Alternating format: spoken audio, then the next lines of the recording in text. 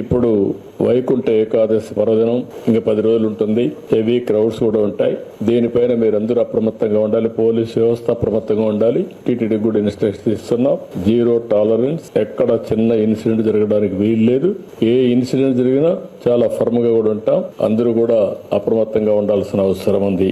ఇంకో పక్క టెక్నాలజీని కూడా ఇప్పుడే నేను చూశాను. అన్ని దగ్గర ఈ సీసీటీవీ కెమెరాలు పెట్టారు.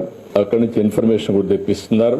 దాన్ని ఇంకా కూడా నెక్స్ట్ లెవెల్కి తీసుకుపోవాల్సిన అవసరం ఇక్కడ కూడా చూపిస్తున్నాడు సుబ్రాడ్ ముందర పెట్టి. దీన్ని ఎక్కడెక్కడ జరుగుతా ఉంది అవన్నీ కూడా పెట్టారు. That's a good thing. దీన్ని ఇంకా నెక్స్ట్ లెవెల్ తీసుకెళ్దాం.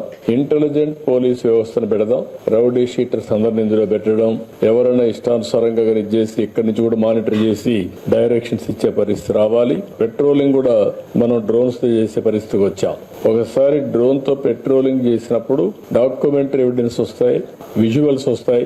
విజువల్స్ వచ్చినప్పుడు ఆటోమేటిక్ గా కంట్రోల్ కూడా వస్తారు. కేసు కూడా ఫర్మ్ గా ఉంటుంది. ఆ విషయం కూడా వీళ్ళు గుర్తుపెట్టుకోవాల్సిన అవసరం ఉంది.